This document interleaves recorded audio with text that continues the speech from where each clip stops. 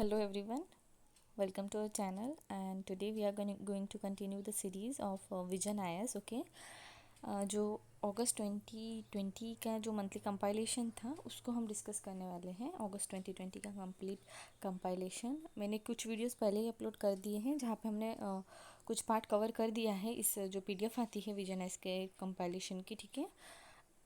जैसे कि पॉलिटी हो गया, इंटरनेशनल रिलेशन हो गया, ऐसा काफ़ी सारे जो टॉपिक्स हैं वो कवर कर लिए हैं।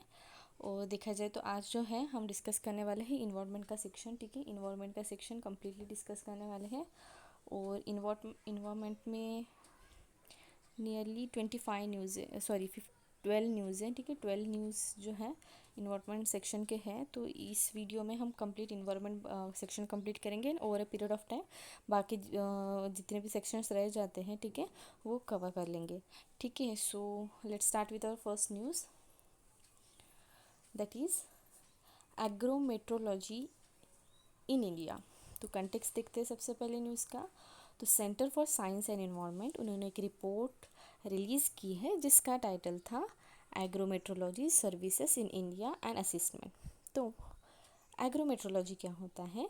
एक study and the use of a weather and climatic information to improve the productivity of agriculture sector. एक ऐसी स्टडी जो वेदर और क्लाइमेट का इंफॉर्मेशन का मतलब उसका यूज़ करके जो एग्रीकल्चर सेक्टर की प्रोडक्टिविटी होती है उसको इम्प्रूव करने के लिए जो स्टडी की जाती है उसको हम बोलते हैं एग्रोमेट्रोलॉजी, ठीक है। इंडिया में देखा जाए तो the Indian meteorological department under the ministry of earth science, ठीक है। ये भी ध्यान में रखिए, ऐसे most of the time ministry related question आ जाते हैं।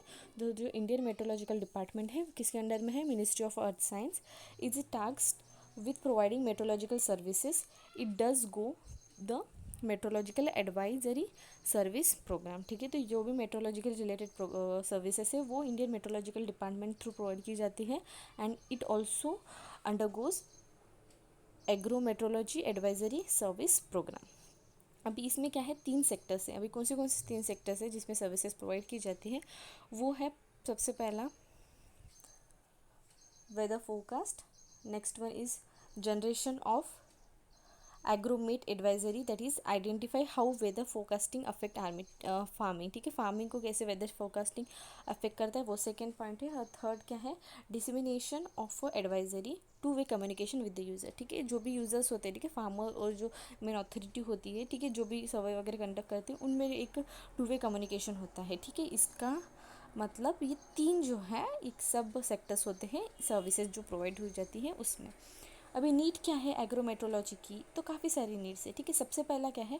वेदर फोरकास्ट, ठीक है। तो जो भी फार्मिंग ऑपरेशन होते हैं, ठीक है, इसमें जो वेदर फोरकास्ट का रोल है वो बहुत इंपॉर्टेंट प्ले करता है, क्योंकि जब हम जानते हैं कि काफ़ी सारे जो क्रॉप्स है वो वेदर पे डिपेंड करते हैं, ठीक है। वेदर ही क्रॉप होते हैं, सीजनल क्रॉप्स होते हैं, ठीक है। तो अगर आपका वेदर का आपको बहुत अच्छे से पता रहा, ठीक है, जैसे कि रेनफॉल लेस होने वाला है कि ज़्यादा होने वाला है, ठीक है, उसके साथ साथ अ, उस कितनी पेस्टिसाइड स्प्रेइंग होनी चाहिए, ठीक है, कैसे वेदर के अकॉर्डिंग है, ठीक है। If we are spraying pesticide, okay, if it is windy weather, okay, windy weather में उस टाइम पे हम पेस्टिसाइड को फ्री नहीं कर सकते, ठीक है। यहाँ पे भी मेंशन है spraying pesticide can not be done in the windy weather, ठीक है। तो इस तरीके से अगर हमें वेदर फोरकास्ट का नॉलेज रहा तो वो बहुत यूज़फुल होगा, ठीक है। Second is minimizing crop loss, ठीक है।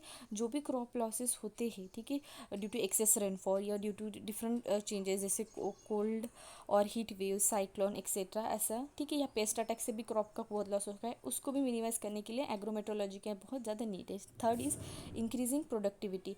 इंक्रीजिंग प्रोडक्टिविटी मतलब क्या है? जो प्रोडक्टिविटी होती है, ठीक है, एग्रीकल्चर थ्रू जो भी हमें प्रोड्यूस मिलता है उसकी प्रोडक्टिविटी इंक्रीज करने के लिए भी हमें जो एग्रोमेट्रोलॉजी का जो स्टडी है वो इंपॉर्टेंट है। Next is need based services. Need based services क्या है? For the farm engage in the cultivation of a commercial field crops and horticultural crop like tea, coffee, apple, mango, ठीक है, ऐसा जो है मतलब नीड बेस्ड का जो क्रॉप है उसका भी कल्टिवेशन में जो फार्मर्स एंगेज होते हैं उनको भी एक प्रॉपर नॉलेज मिल जाता है। नेक्स्ट इज क्लाइमेट चेंजेस, ठीक है, जो करंट रेट देखा जाए क्लाइमेट चेंजेस का, ठीक है, is result in increasing demand for effective and timely एग्रोमेट्रोलॉजिकल information and the services. तो अभी जो क्लाइमेट चेंजेस में क्लाइमेट में काफ़ी ज़्यादा चेंजेस आ रहे हैं, इसकी वजह से हम समझ सकते हैं कि जो भी चेंजेस के अकॉर्डिंग जो भी एग्रोमेट्रोलॉजिकल इंफॉर्मेशन एंड सर्विसेज है वो टाइमली अगर प्रोवाइड हुए तो हम इफेक्टिवली जो फार्मिंग है वो अंडरगो कर सकते हैं, इसलिए भी एग्रोमेट्रोलॉजी का बहुत नीड है। Next is असिस्टमेंट presented by the report, ठीक है, ये जो रिपोर्ट निकाली गई है तो इसमें क्या क्या असिस्टमेंट देखे गए हैं और कौन से फैक्टर्स है, उसके साथ साथ क्या चैलेंजेस है, ठीक है। तो सबसे पहले मैं बताती हूँ कि पहला जो फैक्टर है वो है वेदर फोरकास्टिंग, ठीक है, मैंने अभी बताया था कि 3 सर्विसेज देखे गए थे, ठीक है, weather forecasting, generation of agromet advisory और थर्ड था डिसमिनेशन ऑफ एडवाइजरी। तो सबसे पहले है वेदर फोरकास्टिंग। तो करंट सिस्टम देखा जाए तो इट बेस्ड ऑन 2 कंपोनेंट, ठीक है, डाटा कलेक्शन रहता है और डाटा मॉडलिंग रहता है। तो सबसे पहले देखते हैं कि वेदर डाटा कलेक्शन, ठीक है, इसमें क्या होता है, data is collected over the land surfaces, जैसे लैंड गेज हो गया, वेदर सिचुएशन हो गया, उसके जैसे, ठीक है, जो भी डाटा है related to the ocean, okay, land surfaces, lower atmosphere, ठीक है, इन सब का डाटा कलेक्ट किया जाता है, उसको वेदर डाटा कलेक्शन बोलते हैं। Next is a data modelling, ठीक है, जो भी mathematical models of atmosphere and ocean to predict the weather based on the current weather condition, ठीक है, करंट वेदर कंडीशन को कंसिडर करके एक मैथमेटिकली मॉडल को यूज़ करके प्रेडिक्ट कर सकते हैं फॉर द वेदर, इसको हम बोलते हैं डाटा वेदर मॉडलिंग, ठीक है। ये करंट स्टेटस है वेदर फोरकास्टिंग में, ठीक है। और दूसरा एक पॉइंट दिया है, both the public and the private sector provide this services, दो भी पब्लिक और प्राइवेट सेक्टर है वो दोनों भी सर्विसेज प्रोवाइड करते हैं। भी कौन कौन इंक्लूडेड है इसमें, IMD Indian meteorological department, national institute of technology Chennai, national institute of oceanography, ठीक है, ये वाला पॉइंट बता रही हूँ मैं, फिर of Goa, Indian Space Research Organization and the State Development Network are involved. Also, there are few private players, that is SkyMat in the weather forecasting space, ठीक है, ये सब आता है। अभी करंट सिस्टम में देखा जाए वेदर फोरकास्टिंग रिलेटेड, अभी चैलेंजेस क्या है, तो चैलेंजेस, सबसे पहला चैलेंज है कि इंफ्रास्ट्रक्चर इज़ अनइवनली डिस्ट्रीब्यूटेड। जैसे हम जानते हैं, एक ही एग्जांपल ही ले लो, ठीक है, difference between Kerala and Assam का दिया है यहाँ पे। तो Kerala which has average approximately 1 automatic weather station, ठीक है, 1 ऑटोमेटिक वेदर स्टेशन कितना है पर 87 स्क्वायर किलोमीटर तक है, ठीक है। और आसाम में देखा जाए तो 1 ऑटोमेटिक जो वेदर स्टेशन है वो 473 स्क्वायर किलोमीटर तक है, ठीक है। तो एक इंफ्रास्ट्रक्चर का डिस्ट्रीब्यूशन जो है वो अनइवनली है, ये एक मेजर चैलेंज है वेदर फोकसिंग के यहाँ पे। Next is data quality is inconsistent and sharing limited, ठीक है। तो लैक ऑफ डाटा क्वालिटी जो कंट्रोल होती है वेदर स्टेशन में, ठीक है, उसका बहुत डाटा जो है मिलता है वो बहुत उसका जो इनकन्सिस्टेंट है और वो लिमिटेड शेयर होता है, इसके वजह से भी एक चैलेंज है। Third is advance climate modelling, ठीक है, advance climate modelling demand better hardware and human resources, which India has only recently begun upgrading in earnest. तो इंडिया का मैंने जो क्लाइमेट मॉडलिंग जो है उसमें काफ़ी मतलब जो रिसोर्सेज होती है वो कम अवेलेबल है और इंडिया ने अभी अभी कुछ शुरू की है, ठीक है। तो जिसके वजह से एक मेटर मतलब एक चैलेंज रह सकता है in the case of a weather forecasting. Next is a generation of agromet advisory, ठीक है। तो जनरेशन ऑफ एग्रोमेट एडवाइजरी की करंट सिस्टम कैसे वर्क करते हैं पहले वो देखते हैं, ठीक है।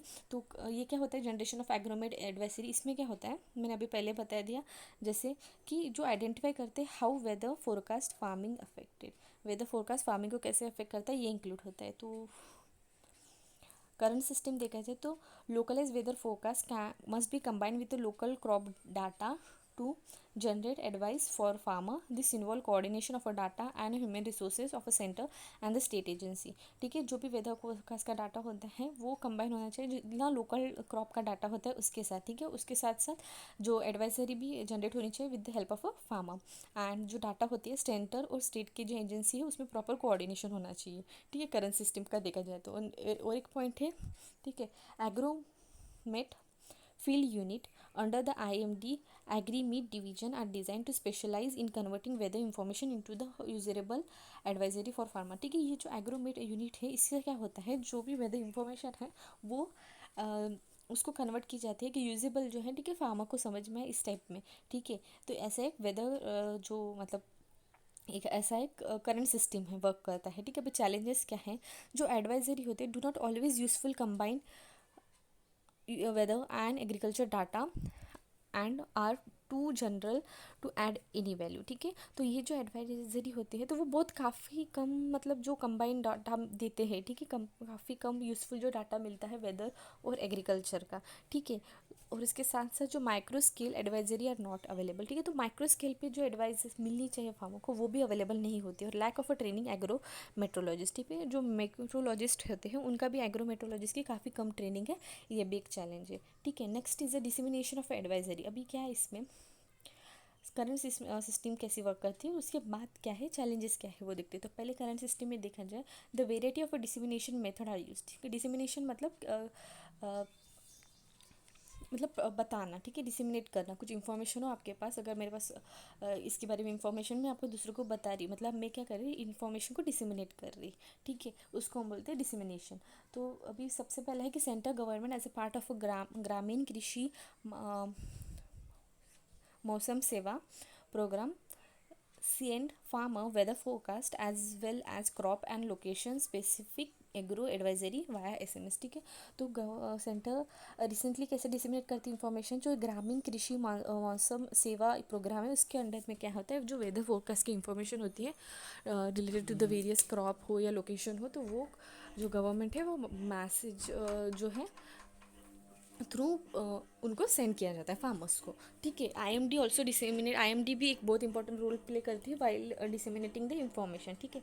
किसके थ्रू इन्फॉर्मेशन IMD देती है, IMD मतलब इंडियन मेट्रोलॉजिकल डिपार्टमेंट, वो कैसे देती है, through the public and private partnership through, ठीक है। मल्टीपल कंपनी एंगेज है इसमें, ठीक है। यहाँ पे काफ़ी सारे नाम्स भी दिए हैं, जैसे रियोटर, मार्केट लाइट, IFFCO, ठीक है, इनके जैसे कि किसान संचार लिमिटेड, नोकिया वगैरह, ठीक है। स्टेट गवर्नमेंट का भी बहुत इंपॉर्टेंट रोल प्ले करता है, वो भी डिसमिनेशन ऑफ इंफॉर्मेशन में प्ले एक इंपॉर्टेंट रोल प्ले करते हैं, ठीक है। अभी चैलेंजेस क्या है, जो एडवाइजरी है, ठीक है, वो क्या है, are irregular and unreliable at the most of the occasion, ठीक है। वो इरेगुलर रहता है और अनरिलायबल रहता है मोस्ट ऑफ द ओकेजन में, ठीक है, जो भी एडवाइस दी जाती है। उसके साथ साथ इन अवेबिलिटी और the in unwillingness to pay for a weather information. 85% of farmer in are sustainable farmer and can not be pay for such service, ठीक है। तो 85% जो फार्मर्स है वो अनविलिंग है, ठीक है, वो ज़्यादा विलिंग नहीं है कि वेदर की इन्फॉर्मेशन लाने के लिए वो पे कर दिया जाए, ठीक है। तो ये भी एक चैलेंज रहेगा, ठीक है। अभी वे फॉरवर्ड क्या है, तो वे फॉरवर्ड है कि जो एग्रोमेट एडवाइजरी है उनको shall be mostly they must treated as a public good, okay. State government को ये रिस्पॉन्सिबिलिटी बहुत अच्छे से हैंडल करनी चाहिए, ठीक है। Need to handle more responsibility for the investment. उसके साथ साथ जो है सेंट्रल गवर्नमेंट को भी फोकस करना चाहिए, कैसे, by creating a single platform from the high quality weather data. एक सिंगल प्लेटफॉर्म होना चाहिए जो प्रोवाइड करे जो भी हाई क्वालिटी वेदर डाटा हो उसके बारे में, ठीक है। बाय लॉ देखा जाए तो all weather data collected in country, public और प्राइवेट, ठीक है, उनका एक सेंट्रल बेस होना चाहिए, ठीक है। मतलब एक सिंगल प्लेटफॉर्म होना चाहिए, वेदर वो प्राइवेट कंपनी थ्रू मिल रहा है डाटा या पब्लिक थ्रू मिल रहा है, ठीक है। एक सिंगल डाटा होना चाहिए। उसके साथ जो डाटा कलेक्शन है वो भी एक सफिशिएंट क्वालिटी का होना चाहिए, ठीक है। ये 2 पॉइंट देख लिए हमने। वे फॉरवर्ड क्या होना चाहिए। थर्ड पॉइंट है capacity need to be expand. Capacity जो है हायरिंग स्पेशलिस्ट, ठीक है, मेट्रोलॉजिकल डिपार्टमेंट रिलेटेड, ठीक है, एग्रीकल्चर रिलेटेड नॉलेज होने वाले एग्रो मेट्रोलॉजिस्ट जो होते हैं उनका जो है वो कैपेसिटी जो है या हायरिंग स्पेशलिस्ट जो है वो इंक्रीज़ होना चाहिए, ठीक है। और जो स्टेट गवर्नमेंट को क्या है, उनको they must need to employ the meteorological at a block level, ठीक है। ब्लॉक लेवल से जो मेट्रोलॉजिस्ट है उनका जो एम्प्लॉयमेंट करना चाहिए, ठीक है। इससे एम्प्लॉयमेंट भी बढ़ेगा, पीपल को जॉब भी मिलेंगी और कहीं ना कहीं जो फार्मर्स है उनको भी बेनिफिट होगा, ठीक है। उसके बाद है existing hybrid Agromet institution can be site of a coordination by developing technology platform for combination of such information or conveying specialists on the regular basis, ठीक है। तो जो भी एग्जिस्टिंग एग्रोमेंट इंस्टीट्यूशन है उसका मतलब उसको हाइब्रिड एग्रोमेंट इंस्टीट्यूशन है उसमें क्या होना चाहिए, टेक्नोलॉजी का यूज़ करके, ठीक है, प्रॉपर जो इन्फॉर्मेशन का डिसमिनेशन होना चाहिए। उसके साथ साथ जो स्पेशलिस्ट है, ठीक है, उनके साथ भी प्रॉपर रेगुलर बेसिस पे जो है वो जो ठीक है जो भी वर्क है वो प्रॉपरली बेसिस पे अपडेट करते रहना चाहिए, ठीक है। नेक्स्ट न्यूज़, पहली न्यूज़ देख ली। Next is a protected agriculture zone. तो क्या न्यूज़ में क्या है, जो स्टेट गवर्नमेंट ऑफ तमिलनाडु है उन्होंने रिसेंटली नोटिफाई किया है the Tamil Nadu protected agriculture zone development rule 2020, ठीक है। ये उन्होंने रूल को नोटिफाई किया है, ठीक है, Tamil Nadu protected agriculture zone development rule 2020। अभी मोर इस के बारे में देखा जाए न्यूज़ के बारे में, तो ये जो स्टेट गवर्नमेंट ने इनेक्ट किया हुआ एक्ट है that is Tamil Nadu protected agriculture zone development act 2020। इसका ऑब्जेक्टिव देखा जाए to use the available agricultural land for sustainable development of agriculture and ensure that agriculture activity were not unduly constrained by non-agriculture use और other development project. ठीक है, तो ये जो agriculture activity का लैंड है, ठीक है, उसको एग्रीकल्चर पर्पस के लिए ही यूज़ करना चाहिए। ठीक है, कुछ भी डेवलपमेंट हो एग्रीकल्चर रिलेटेड उसके लिए सस्टेनेबल डेवलपमेंट होना चाहिए एग्रीकल्चर का। और कोई भी जो नॉन एग्रीकल्चर एक्टिविटीज़ है या अदर डेवलपमेंट प्रोजेक्ट है उसको रेस्ट्रिक्ट करना चाहिए, उसको कंस्टेंट करना चाहिए, ऐसा इसका ये जो एक्ट है, ठीक है, 2020 का, ये उसका ऑब्जेक्टिव है। ठीक है, ये उसका ऑब्जेक्टिव है। नेक्स्ट देखा जाए तो petroleum, chemical and petrochemical investment region in Tamil Nadu was subsequently scrapped, is specializing delineated investment region planned for the establishment of manufacturing facilities for the domestic and the export lead production in the petroleum petrochemical along with the associated services and the infrastructure। ठीक है, ये जो था petroleum chemical and petrochemical investor जो reason था तमिलनाडु को, वो subsequently उसको स्क्रैप भी कर दिया गया। ये ऐसा रीज़न था जहाँ पे भी कुछ डोमेस्टिक या एक्सपोर्ट फैसिलिटीज़ जो हो उसका डेवलपमेंट, ठीक है, in the field of petroleum agriculture petrochemical. ठीक है, और तो ये जो था वो तमिलनाडु रीजन में जो स्कैप हो गया है। ठीक है, ये भी न्यूज़ में था। ठीक है, अभी की फीचर्स देखे जाए इस एक्ट के, तो इस्टेब्लिश, पहला फीचर है कि ये इस्टेब्लिश करेगा प्रोटेक्टेड एग्रीकल्चर जोन, जिसमें तंजावुर, तिरुवावुर, नागापट्टिनम डिस्ट्रिक्ट आएंगे। ठीक है, and some region in Cuddalore and Pudukkottai district, इस रीजन्स में। ठीक है, अभी सेकंड क्या होगा feature, prohibited of a certain new industrial and development activities in PAZ, जो प्रोटेक्टेड एग्रीकल्चर जोन रहेगा उससे क्या कुछ जो एक्टिविटीज़ है इंडस्ट्रियल एंड डेवलपमेंट एक्टिविटी उसको प्रोहिबिट करेंगे। ठीक है, इससे क्या होगा, जो एग्रीकल्चर है वो सस्टेनेबल एग्रीकल्चर को क्या होगा, बूस्ट होगा। ठीक है, establishment of a zinc, copper, aluminium smelter, iron and steel plant, टेरेनी, शिप ब्रेकिंग इंडस्ट्री। ठीक है, इन सारे का जो इस्टेब्लिशमेंट है उसको प्रोहिबिट करेंगे। उसके साथ साथ exploration, drilling and extraction of oil and natural gas including coal bed methane, shale gas and other hydrocarbon.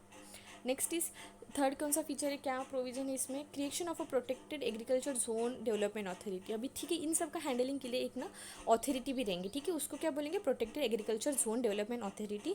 इसमें क्या रहेगा, चीफ मिनिस्टर रहेंगे of Tamil Nadu as a chairperson. ठीक है, अभी इनके फंक्शंस क्या रहेंगे, सबसे पहला है कि वो रिकमेंड करेंगे एरिया ऑफ इंक्लूजन, कौन सा एरिया इंक्लूड करना है उसका। ठीक है, जो भी नेसेसरी स्टेप्स लिए जाएंगे regarding the increasing of agriculture production and productivity second. ठीक है, उसके साथ साथ वो रिकमेंड करेंगे जो भी इस्टेब्लिशमेंट होगा of agro base and allied industries, suggest करेंगे measures related to the sustainable agriculture practice and suggest the preventive measures to safeguard the livelihood of agriculturist. ठीक है, ये अथॉरिटी का वर्क रहेगा। Next is significance of a PAZ in the Kaveri delta region. अभी significance क्या है PAZ का Kaveri delta reason में।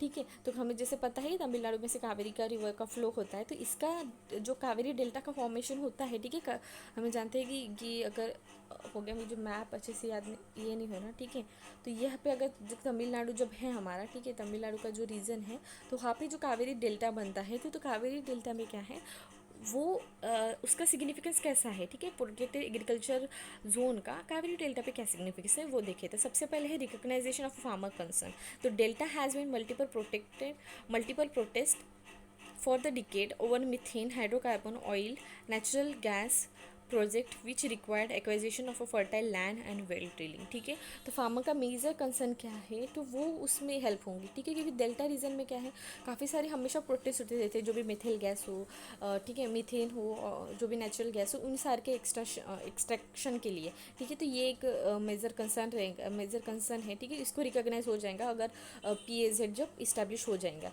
ठीक है, sustainable development in the Kaveri delta region. ठीक है, sustainable development in the Kaveri delta region क्या है, जो भी एक्टिविटीज़ है, ठीक है, जो भी कोल एक्टिविटीज़ जैसे कोल बेड मिथेन प्रोजेक्ट हो गया, उसके साथ साथ डिफरेंट प्रोजेक्ट हो गए। ठीक है, उसको उससे हमको क्या मिलेगा, उनको ना होते हुए जो डेवलपमेंट प्रोजेक्ट उसको थोड़ा ऑब्स्ट्रक्ट करते हुए जो भी सस्टेनेबल एग्रीकल्चर डेवलपमेंट है उसको प्रमोट करेंगे। ठीक है, उसके साथ साथ नेक्स्ट क्या है, फूड सिक्योरिटी। फूड सिक्योरिटी में क्या दिया है, फूड सिक्योरिटी में ऐसा दिया है कि the Kaveri delta region is a rice bowl of a Tamil Nadu and contribute 40% of a paddy production of the state, this the protecting and improving farmer activity will improve the food security. ठीक है, food security increase होंगी जब हम जैसे जानते हैं कि जो डेल्टा रीजन है कावेरी का, ठीक है, 40% जो है क्रॉप मतलब वहाँ पे जो होता है वो पैडी प्रोडक्शन होता है, और राइस जो है हम जैसे जानते हैं कि वो तमिलनाडु का एकदम बहुत मतलब वहाँ पे राइस ज़्यादा खाया जाता है, तो वो कहीं ना कहीं क्या होगा, अगर वहाँ पे एक्टिविटीज़ जो है फार्मिंग एक्टिविटी इंप्रूव होंगी तो वो कहीं ना कहीं फूड सिक्योरिटी को भी इंप्रूवमेंट होगा। एड्रेसिंग इन्वायरमेंटल डिग्रेडेशन, ठीक है, Kaveri delta region is already highly vulnerable to the climate changes and sea level rise. ठीक है, जब ये एक्टिविटी प्रिवेंट होंगी जो जो इंडस्ट्रियल एक्टिविटीज़ है, ठीक है, जो एडवर्स इफेक्ट करती है इन्वायरमेंट को, वो वहाँ पे अगर प्रिवेंट हो जाएंगी तो जो उसका कावेरी डेल्टा रीजन का है, ठीक है, जो भी उसको इफेक्ट होता था तो वो कहीं ना कहीं डिक्रीज हो जाएगा। ठीक है, ये भी इसका सिग्निफिकेंस है। अभी कंसर्न देखा जाए, only new project are prohibited under the act. ठीक है, इस एक्ट के अंडर क्या होगा, सिर्फ नए प्रोजेक्ट जो है वो प्रिवेंट किए गए हैं, तो जो pre existing hydrocarbon extraction project है वो उसको अलाउड है। ठीक है, तो ये एक मेजर कंसर्न है। ठीक है, next is the country oil and the natural gas production. ठीक है, जो अगर आप हाइड्रोकार्बन के एक्सप्लोरेशन को अगर तुम आप प्रिवेंट कर रहे हो तो वो कहीं ना कहीं कि जो कंट्री को जो कंट्रीब्यूट करता है ऑयल और नेचुरल गैस प्रोडक्शन, वो यहाँ पर भी कहीं ना कहीं डिक्रीमेंट आएगा। ठीक है, second third is environmental infrastructure development such as harbour, pipeline, road, telecommunication, power, water supply and other utilized are permitted in the PAZ land acquisition for such project also impact the agriculture activity. ठीक है, तो बाकी आप environmental जो infrastructure development project हो तो हाँ बोलते हो, ठीक है, रोड हो, पाइपलाइन हो, पावर हो, वाटर सप्लाई, तो ये सारा जो है, ठीक है, वो परमिटेड है जो प्रोडक्ट जो है PAZ में।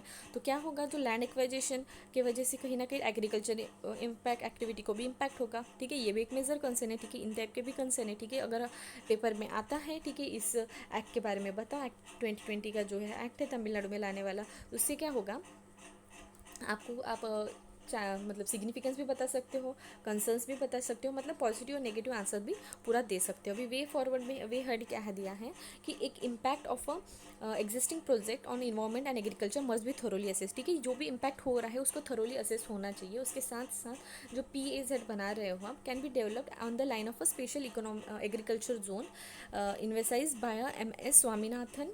ठीक है, तो MS स्वामीनाथन ने इन्वेसाइज किया था कि जो PAZ है, ठीक है, दैट इज़ PAZ जो है, ठीक है, उसको किसके बेसिस पे बनना चाहिए, किसके लाइन पे डेवलप होना चाहिए, जो स्पेशल एग्रीकल्चर जोन के अकॉर्डिंग। ठीक है, इसके कौन से फीचर्स है, फोकस होना चाहिए वाटर सिक्योरिटी को and water use efficiency and the climate smart agriculture. Second क्या है, creation of agro services centres. ठीक है, एग्रो सर्विसेज सेंटर का क्रिएशन होना चाहिए। थर्ड है, डेवलपमेंट होना चाहिए एग्रीकल्चर फैसिलिटीज़ का। ठीक है, काफ़ी सारे एग्रीकल्चर फैसिलिटीज़ जैसे कि फार्म प्रोडक्शन यूनिट हो गया, इरिगेशन सपोर्ट्स हो गया, ऐसे टाइप के। ठीक है, next is ICT based initiative. ICT का यूज़ करके, that is information communication technology का यूज़ करके जो फार्मर को डिसिमिनेट होनी चाहिए, काफ़ी सारी इन्फॉर्मेशन हो या ट्रेनिंग देनी चाहिए फार्मर को, इस तरीके से वे हेड हम लिख सकते हैं। Next is emission norms for thermal power plant. अभी इमिशन नॉर्म्स के बारे में दिया है, तो with a certain several thermal power plant likely to miss the government 2020 deadline for installing the equipment for minimizing pollution for their operation.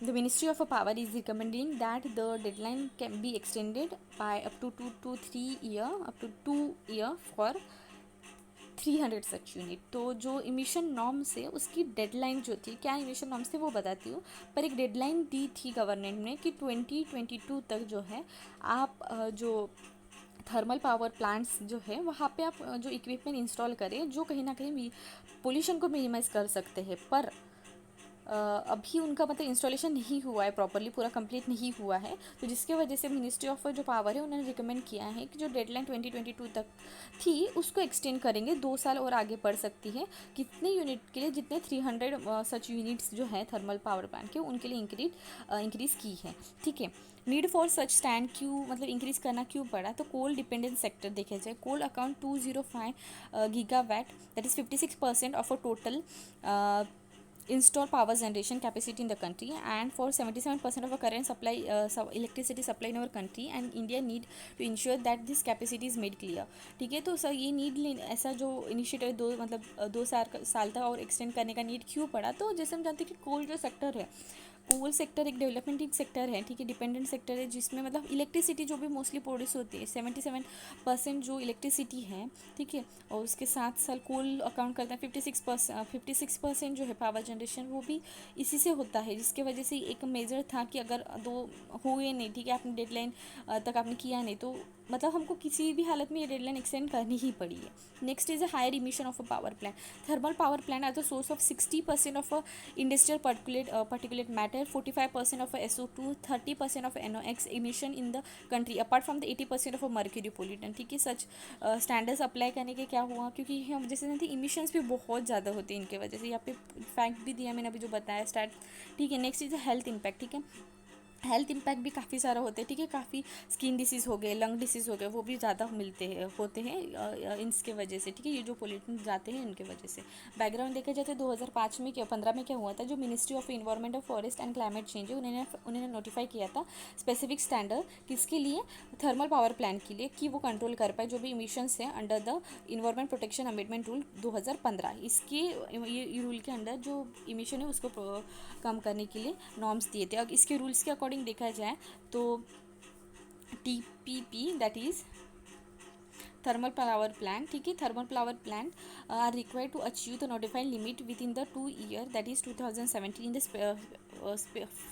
Phase मैंने, ठीक है, उनको नोटिफाई किया था कि 2 ईयर में आप मतलब ये जो है मिनिमाइज करो, ठीक है। उसके बाद क्या था, उन्होंने इट अमेंड एग्जिस्टिंग नॉर्म्स, कुछ नॉर्म्स जो थे एग्जिस्टिंग उसको अमेंड किया कि emission of a suspended particular matter and introduce a new norms for emission of SO2 NO2 mercury from TPP, ठीक है। जो थर्मल पावर प्लांट से उसके मतलब इनिशियल जो सस्पेंड किया, मतलब सस्पेंडेड जो पर्टिकुलर मैटर का था, ठीक है, उसको उसके साथ जो था NO2 SO2 मर्क्यूरी का भी जो है इमिशन उसको भी ऐड कर दिया। It also specifies modified limit for the specific water consumption by TPP, ठीक है, कितना वाटर कंजप्शन करता है, ठीक है, उसके बारे में भी जो है रूल्स में एडअप था, ठीक है।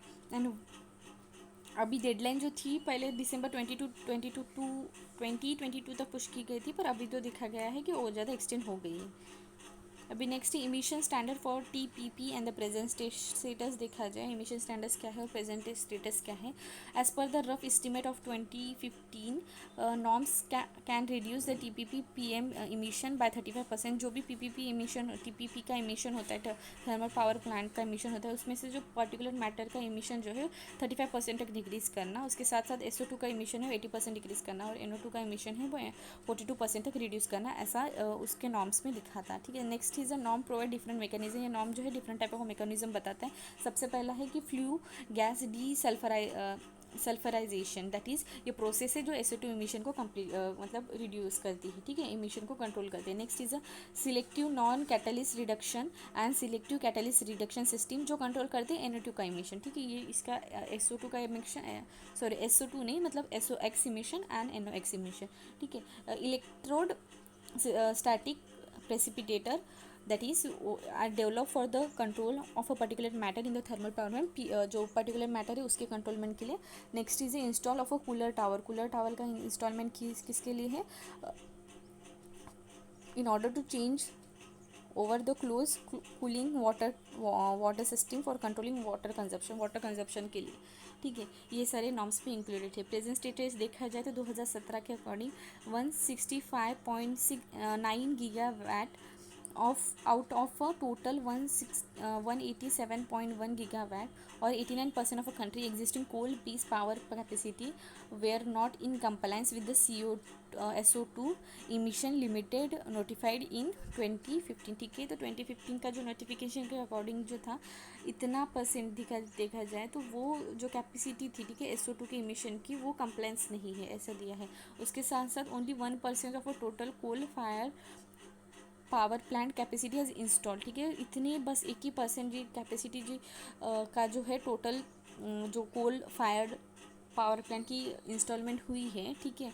उसके बाद देखा जाए तो जो centre for science and environment less than half of a coal fire capacity is in compliance with a particular matter standard, ठीक है। सिर्फ जितने मतलब जो भी कोल कैपेसिटी फायर कैपेसिटी वाले सिस्टम्स है, तो उसमें से पर्टिकुलर मैटर का जो स्टैंडर्ड है वो सिर्फ हाफ लेस दैन हाफ ही उन्होंने मतलब वो कंप्लायंस कर पाए, ठीक है, ठीक है। उसके साथ साथ है कि with only 25% capacity has been awarded bid for FGD implementation के लिए भी सिर्फ 25% ही कैपेसिटी का था, ठीक है। अभी चैलेंजेस क्या है, अभी challenges to achieve the target, ठीक है। जो भी ये टारगेट्स दिए हैं मैंने बताया, जो ये भी टारगेट्स दिए हैं, ठीक है, यहाँ पे भी है, ठीक है। कुछ और यहाँ पे जो टारगेट्स दिए हैं रूल्स में, ठीक है, इसको अचीव करने के लिए क्या है, काफ़ी जो चैलेंजेस है वो देखते हैं। सबसे पहले है टेक्नोलॉजी इम्प्लीमेंटेशन। टेक्नोलॉजी एक का प्रॉपर इम्प्लीमेंटेशन, ठीक है। जो भी पुअर सॉरी जो पावर प्रोड्यूसर होते हैं उनका टेक्नोलॉजी का इंफॉर्मेशन ज़्यादा होना चाहिए, ठीक है। कैसे, क्योंकि जो प्रायर एक्सपीरियंस के अकॉर्डिंग, ठीक है, उनको पता चलेंगे कि कैसे मेंटेनेंस होना चाहिए, ठीक है। एयर क्वालिटी कंट्रोल सिस्टम का वो प्रॉपर मेंटेन कर पाएंगे, ठीक है। Next is unavailability of a limestone at a water consumption, ठीक है। The issue related to the limestone availability and the water consumption for implementing FGD instalment plant in the thermal power plant across the nation, ठीक है। तो limestone और water consumption related ना बहुत मतलब कमी है, जिसके वजह से जो प्लान है उसको प्रॉपर इम्प्लीमेंट नहीं होता है, ठीक है। तो इसके वजह से भी एक चैलेंज है। Next is requirement of additional capital, ठीक है। एडिशनल कैपिटल की बहुत ज़्यादा नीड है, ठीक है।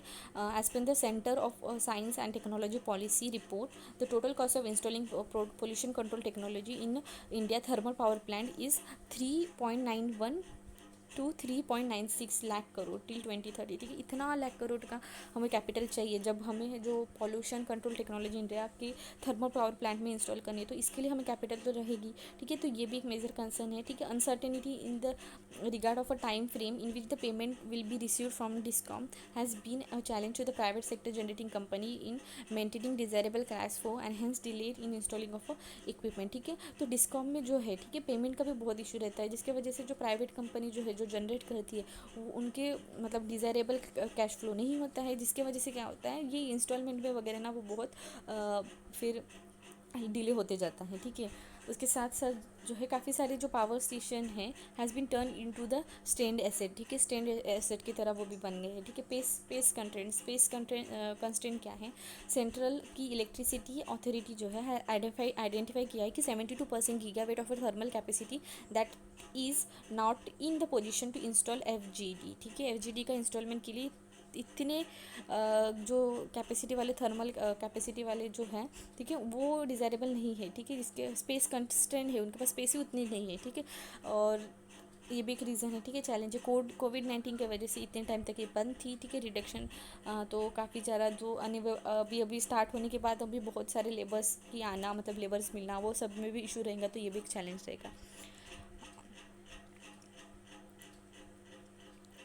अभी कुछ ये जो मैंने बताए थे डिफेंस सिस्टम्स जो है, ठीक है, यहाँ पे फ्यूल गैस डीसल्फराइजेशन उनके बारे में बताती हूँ। तो फ्यूल गैस डीसल्फराइजेशन ऐसी टेक्निक है जो use to control the SO2 का एमिशन, ठीक है। SO2 का एमिशन के लिए विच एग्जॉस्ट फ्यूल गैस और for fossil fuel power plant. This is accomplished through either a wet or a dry process. Wet और dry process होती है, ठीक है। पहला जो है ड्राई प्रोसेस, इस प्रोसेस में क्या किया जाता है, in this process of a dry scrubbing injected system lime is use as a reagent to react and remove the gases pollution. Lime का यूज़ करके जो भी गैसेस पोल्यूशन है उसको रिमूव करने के लिए यूज़ किया जाता है in case of a dry वाला, ठीक है। ड्राई जो फ्यूल गैस डीसल्फराइजेशन का है उसमें, ठीक है। भी वेट में क्या है, shower of a lime slurry is spray into the fuel gas scrubber where the SO2 is absorbed into the spray and become a wet calcium sulfide and a waste water, ठीक है। अभी wait में क्या होता है, तो एक Lyme's की जो स्लरी होती है, ठीक है, उसको क्या किया जाता है, स्प्रे किया जाता है फ्यूल गैस के साथ। उसमें क्या, उससे बाद क्या होता है, जो SO2 है वो ऑब्जर्व किया जाता है, जो भी स्प्रे पार्टिकल्स होते हैं उसमें ऑब्जर्व हो जाता है, और बाद में वो ना एक वेट कैल्शियम सल्फाइड में बनता है और वेस्ट वाटर में कन्वर्ट हो जाता है, ठीक है। ये एक वेट प्रोसेस है, ठीक है। अभी FGD wastage waste water can be effectively and efficiently treated कर सकते हैं, ठीक है। वो इफेक्टिवली एफिशिएंटली ट्रीट कर सकते हैं, ठीक है। अभी नेक्स्ट क्या है, सिलेक्टिव कैटलिस्ट रिडक्शन, ठीक है। ये जो टेक्नोलॉजी है, ठीक है, NO2 के केस में यूज़ होती है, ठीक है, मैंने बताया था। It is currently most widely applied technology. Ammonia is used for reducing agent to convert NOx to nitrogen in the presence of a catalyst in the converter. ठीक है, ये जो कन्वर्टर होता है, ठीक है, अगर कोई कन्वर्टर है उसमें जो है अमोनिया का यूज़ कराया जाता है, NH3 अमोनिया का यूज़ करके जो NO2 है, NOx है, उसको कन्वर्ट कराया जाता है नाइट्रोजन में, ठीक है, with the help of a converter. ठीक है, catalyst is usually a mixture of titanium dioxide, vanadium pentoxide and tungsten trioxide का जो उसमें कंटेंट होता है. ठीक है, जो भी कैटलिस्ट है, ठीक है, कैटलिस्ट मतलब जो भी सब्सटेंस को ऐड करने के बाद वो प्रोसेस को इंक्रीज करता है, उसको हम कैटलिस्ट बोलते हैं. केमिस्ट्री में हमने पढ़ाई होगा. तो ये इसमें क्या होता है, इस प्रोसेस में जो सिलेक्टिव कैटलिस्ट रिडक्शन प्रोसेस है, उसमें ना ये 3 कैटलिस्ट का यूज़ किया जाता है. अभी नेक्स्ट क्या है, सिलेक्टिव नॉन कैटलिस्ट रिडक्शन. अभी नॉन कैटलिस्ट रिडक्शन में कैटलिस्ट का यूज़ नहीं होगा. ठीक है, तो इसमें रिएजेंट जो यूज़ होते हैं वो है urea, ammonium hydroxide, anhydrous ammonia और एक्वेस अमोनिया. ठीक है, ये इंजेक्ट किया जाता है फ्यूल जो गैसेस होते हैं, फ्यू गैसेस के साथ एंड इन द फर्नेस में, एंड अप्रोप्रिएट टेम्परेचर रहता है. ठीक है, तो NX and reagent react with the N2 and H2O and do not require a special type of a catalyst. Next is a electrostatic precipitator. तो इसमें क्या है, it is a filtration device. एक फिल्ट्रेशन डिवाइस है, वो remove करता है fine particle जैसे होते हैं, जैसे डस्ट हुआ, स्मोक हुआ, उसको रिमूव करने के लिए जो इलेक्ट्रोस्टैटिक प्रेसिपिटेटर का यूज़ किया जाता है. ठीक है, अभी ये वे फॉरवर्ड कुछ दिए हैं. ठीक है, वे फॉरवर्ड दिखा जाए तो इंफॉर्मेशन शेयरिंग. ठीक है, तो टेक्नोलॉजी का option in respect to the FGD may be examine by the CEA and the finding may be brought into the notice for all concern generating companies. ठीक है, तो इंफॉर्मेशन शेयरिंग जो होते हैं, ठीक है, ये fuel gas few gas desulphurisation. ठीक है, तो ये जो प्रोसेस है ना, तो इसकी जो प्रॉपर इंफॉर्मेशन का डिसिमिनेशन होना चाहिए. अगर प्रॉपर इंफॉर्मेशन शेयरिंग हुई, जो भी कंपनीज़ है जो जनरेट करते हैं पावर यूटिलाइजेशन या स्टेट इलेक्ट्रिसिटी रेगुलेटरी कंपनीज है, उसमें जो हुआ ना, तो ये प्रॉपर टेक्नोलॉजी का जो ऑप्शन है, ठीक है, या जो भी इंस्टॉलमेंट प्रोसेस है, वो क्या कंसर्न है, क्या प्रॉब्लम है, वो सारा डिस्कस हो गया ना. तो इन्फॉर्मेशन शेयरिंग जब होगी प्रॉपरली, तभी वो बहुत अच्छे से इंस्टॉलेशन के लिए यूज़ हो सकता है. तो प्रॉपर इंफॉर्मेशन शेयरिंग होनी चाहिए. Second is a tariff rationalisation. तो SERC में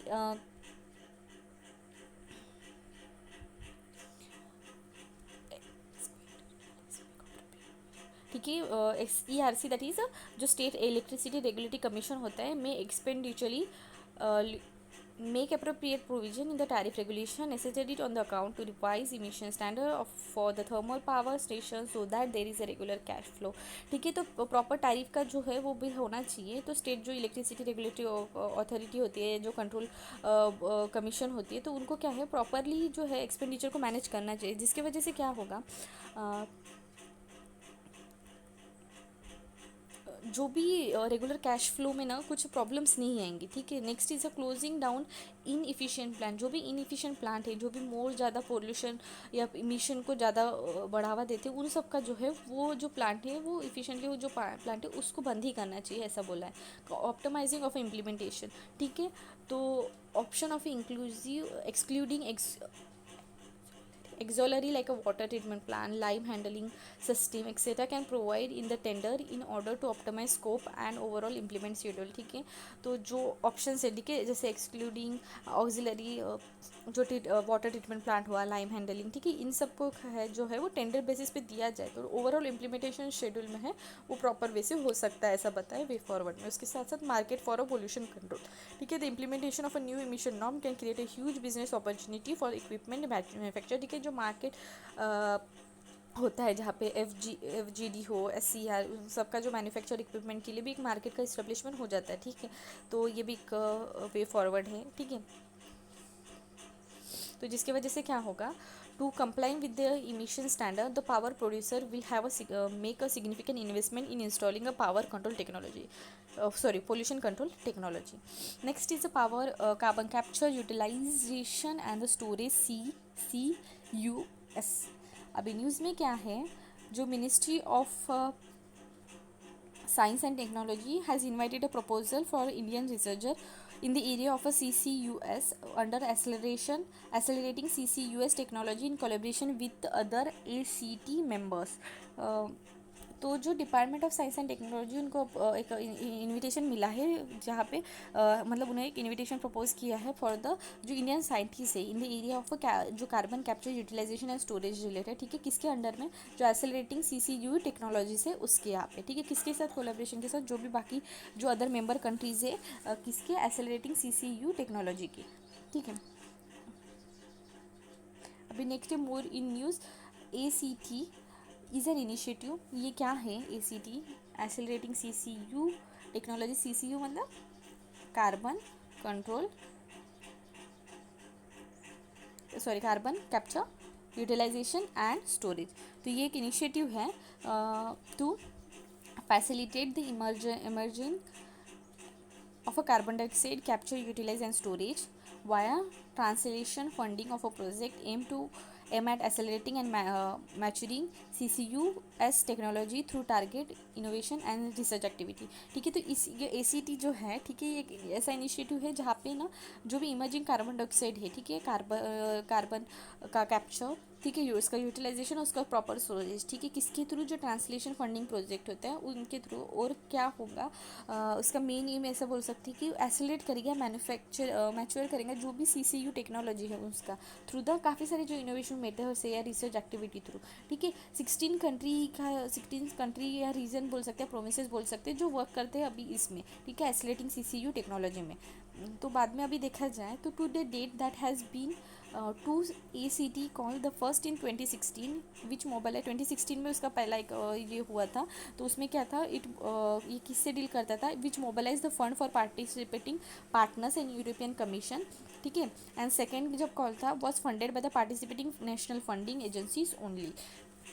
अभी CCUS is one of the identified innovative challenge in the mission Innovation Program, a global initiative of 24 countries and European Union to accelerate the global clean air energy innovation, in which Department of Science and Technology is active partner, ठीक है। जो ये जो है, ठीक है, carbon capture utilisation एक storage, ठीक है, ये एक माना गया है कि ये एक इनोवेशन एक आइडेंटिफाई किया गया है उसको एक इनोवेशन चैलेंज करके, किस एक मिशन है, ठीक है। मिशन कौन सा, मिशन इनोवेशन प्रोग्राम, एक ग्लोबल इनिशिएटिव है जहाँ पे 24 कंट्रीज है और इंक्लूडिंग द यूरोपियन यूनियन, ठीक है। इनमें क्या, इनका मेन ये इस मिशन में क्या है, ये टू एसेलरेट द जो भी ग्लोबल क्लीन एनर्जी का इनोवेशन है उसको, ठीक है, उसको एसेलेट करने के लिए ये इन 24 countries along with the European union का एक मिशन है, ठीक है। इसका जो हमारा जो department of science and technology है इसका एक्टिव पार्टनर रहा है। About carbon capture utilisation and storage के बारे में देखा जाए, it's a group of a technology design to reduce the amount of a CO2, ठीक है। CO2 का जो इमिशन है या CO2 का अमाउंट है उसको रिड्यूस करने के लिए जो एटमॉस्फेयर पर रिड्यूस होता है, डिफरेंट टाइप ऑफ मेथड्स है, जैसे कोल एंड गैस पावर स्टेशन हो गया या डिफरेंट हेवी इंडस्ट्रीज हो गया, स्टील इंडस्ट्रीज हो गया, उसके टाइप्स के प्रोडक्शन से जो भी CO2 निकलता है उसका जो है रिड्यूस करने के लिए। Once captured and CO2 can be either be reuse in various product, ठीक है। जब ये CO2 का कैप्चर होता है उसको क्या, उससे वजह से क्या होता है, उसको हम डिफरेंट प्रोडक्ट में यूज़ कर सकते हैं, such as cement and plastics में, ठीक है, उसका यूटिलाइजेशन होता है। और बाद में क्या है, store in the geological formation, deep underground storage, ठीक है। इनका जो है डीप अंडरग्राउंड स्टोरेज किया जाता है, इसका मतलब कैप्चर किया जाता है, यूटिलाइज किया जाता है and then it is store किया जाता है, ओके। मीनिंग हमने देख लिया। अभी क्या है, कैप्चर टेक्नोलॉजी देखा जाए CO2 की, ठीक है, तो डिफरेंट वेज दिए हैं। पहला है pre conversion capture, it refer to the capturing CO2 generated as a undesired co product of an intermediate reaction of a conversion process, ठीक है। जो प्री कंबशन सिस्टम जो है उसमें प्री कंबशन कैप्चर में क्या होता है, जो CO2 जनरेट होता है किससे, एज अ अनडिजायरेबल को प्रोडक्ट, ठीक है, जो हम जानते हैं वो भी एक रिएक्शन हो, ठीक है, X + Y if gives XY, ठीक है, XY प्लस कुछ एक को प्रोडक्ट देती है, ठीक है, उसका जो है, ठीक है, अनडिजायरेबल को प्रोडक्ट उसका कैप्चर जो होता है वो प्री कंबशन कैप्चर बोलते हैं उसको, ठीक है। अब pre combustion system involve first converting solid liquid or a gaseous fuel into the mixture of a hydrogen and carbon dioxide, जो भी solid liquid है जो भी fuel हो उसको हाइड्रोजन और कार्बन डाइऑक्साइड में कन्वर्ट करना यूजिंग वन और मोर प्रोसेसेस सच एज गैसिफिकेशन और रिफॉर्मिंग, ठीक है। ऐसा किया जाता है, ठीक है, क्या जो भी फ्यूल है किसी भी स्टेट में हो, ठीक है, सॉलिड लिक्विड और गैसेस उसका मिक्सचर को it is mix with the hydrogen and CO2, ठीक है। उसके बाद क्या है, कौन से प्रोसेस से किया जाता है, गैसिफिकेशन। गैसिफिकेशन ऐसे प्रोसेस है दैट कन्वर्ट द बायोमासेस और the fuel base carbonaceous material into, ठीक है, carbon monoxide, hydrogen and carbon dioxide में कन्वर्ट किए। जो भी कार्बोनस मटेरियल होते हैं उसको इन तीन जो है कंपाउंड्स में कन्वर्ट किया जाता है गैसिफिकेशन प्रोसेस में। और बाद में क्या है, रिफॉर्मिंग में क्या है, is in chemistry process sync technique by which the molecular structure of a hydrocarbon is rearranged to alter its property। तो हाइड्रोकार्बन का प्रॉपर्टी को रीअरेंज, मॉलिक्यूलर स्ट्रक्चर को ऐसे रीअरेंज मतलब उसकी जो रीअरेंज किया जाता है जिसकी वजह से वो प्रॉपर्टी चेंज हो जाती है, इसको बोलते हैं रिफॉर्मिंग। ठीक है, तो कौन सी प्रोसेस है, ठीक है, कैप्चरिंग टेक्नोलॉजी में पहला है कि pre combustion capture. Next is a post combustion capture. It involves separation of CO2 from a waste gas stream. ठीक है, जो वेस्ट गैस स्ट्रीम है उससे जो सेपरेशन किया जाता है CO2 का। ठीक है, डिफरेंट मेथड होते हैं, for example via combustion of a fossil fuel और digestion of a waste water sludge. ठीक है, काफ़ी मेथड्स यूज होती है जैसे कि absorption in the solvent, high pressure membrane filtration, ऐसे काफ़ी प्रोजेक्ट होते हैं, प्रोसेसेस होती है। ठीक है, इससे पोस्ट का कंबशन कैप्चर किया जाता है। Next is oxy fuel combustion. It can only be applied to processes involving combustion. ठीक है, ये ऐसे प्रोसेस के लिए इन्वॉल्व होते हैं जो कंबशन यूज़ करते हैं। ठीक है, कंबशन आते हैं उसमें इन्वॉल्व करते हैं, प्रोसेस होती है जो कंबशन इंक्लूड करती है, such as power generation in a fossil fuel plant, cement production and iron and steel industry.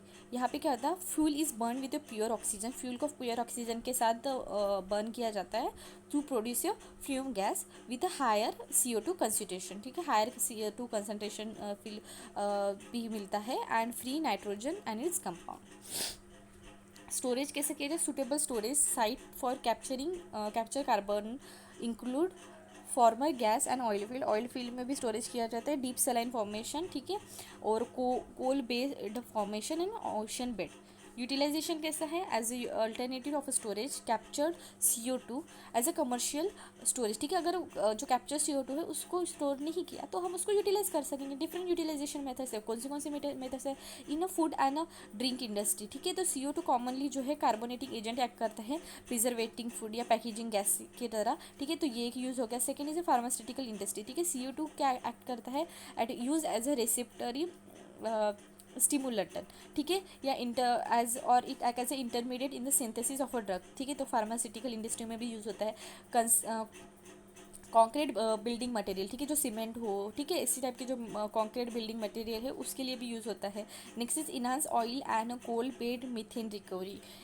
जो भी मीथेन रिकवरी होती है, ठीक है, ये कोल बेड मीथेन रिकवरी होती है उनके लिए यूज़ होता है, इनहांस करने के लिए, ऑयल रिकवरी के लिए। Next is the production of a chemical plastic fuel. ठीक है, जैसे यूरिया हो गया, पॉलीमर्स हो गया। ठीक है, इनके सारे प्रोडक्शन के लिए। नेक्स्ट इज रीमेडिएशन ऑफ अल्काइन इंडस्ट्रियल वेल्स, मिनरल कार्बोनेशन। ठीक है, कार्बोनेशन के प्रोसेस के लिए, बायोफ्यूल प्रोडक्शन के लिए। ठीक है, जैसे बायोफ्यूल्स हो गया डिफरेंट टाइप ऑफ। ठीक है, उसके बाद है जनरेटिंग एडिशनल पावर। ठीक है, एडिशनल पावर जनरेशन के लिए भी जो है टेक्नोलॉजी ऐसे भी डेवलप हो गई है जो CO2 का यूज़ करके पावर जनरेशन कर सकती है। तो इन सारे में भी अगर अपने जो कैप्चर CO2 है, ठीक है, अगर उसको हमने स्टोर नहीं किया तो अल्टरनेटिव क्या है, हम उसको यूटिलाइज कर सकते हैं डिफरेंट सेक्टर्स में।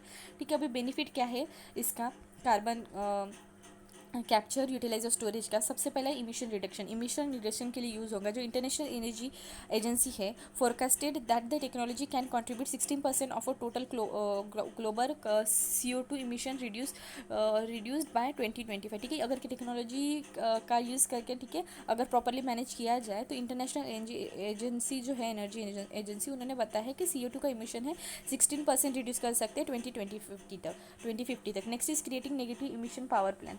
नेगेटिव इमिशन पावर प्लांट, ठीक है, through the combination of a CCUM with bio energy. ठीक है, इनका अगर यूज़ करके हम ना क्रिएट कर सकते हैं नेगेटिव इमिशन पावर प्लांट। ठीक है, इसके बाद है एडिंग इकोनॉमिक वैल्यू। जो CO2 है उसको अगर डिफरेंट टाइप ऑफ यूजेस उसका यूज़ किए, ठीक है, केमिकल में या डिफरेंट टाइप में अभी यूजेस बताए, तो इसको कहीं ना कहीं हम इकोनॉमी वैल्यू भी ऐड कर सकते हैं।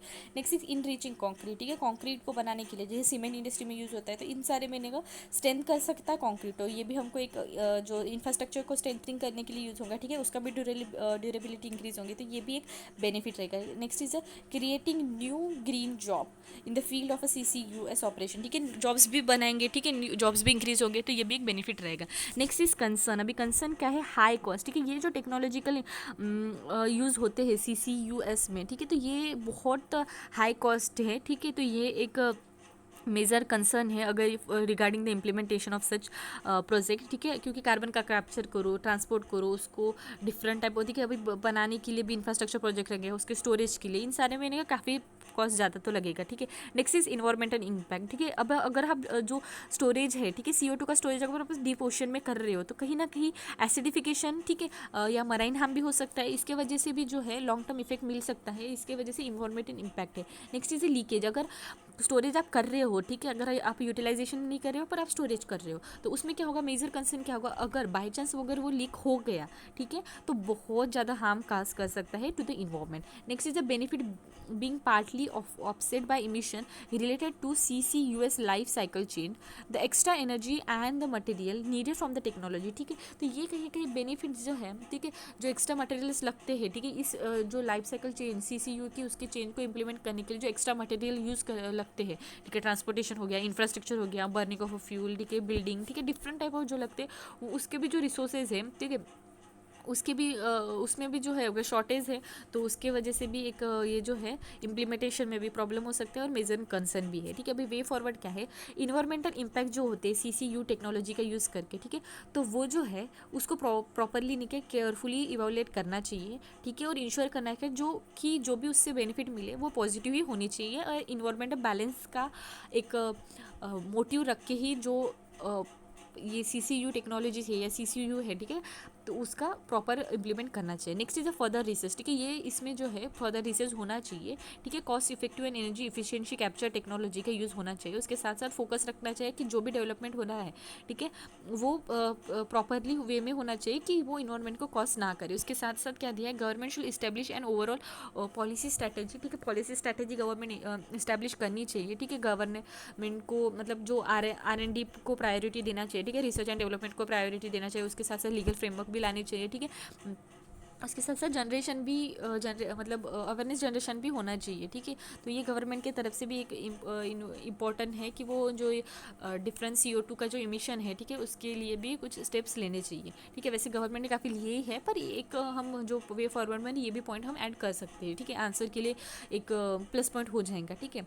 Next is urban forestry. अभी अर्बन फॉरेस्ट्री के बारे में क्या दिया है, ये न्यूज़ में क्यों था, तो रिसेंटली मिनिस्ट्री ऑफ जो environment forest and climate change है उन्होंने सिलेक्ट किया है अरुणाचल प्रदेश, ठीक है, का कैपिटल जो है Itanagar for the implementation of a Nagar one और अर्बन फॉरेस्ट स्कीम। जो अर्बन फॉरेस्ट स्कीम के लिए अरुणाचल प्रदेश का जो ये ईटानगर है, ठीक है, वो एक प्लेस सिलेक्ट हुआ है by the ministry of environment and forest and climate change, ठीक है।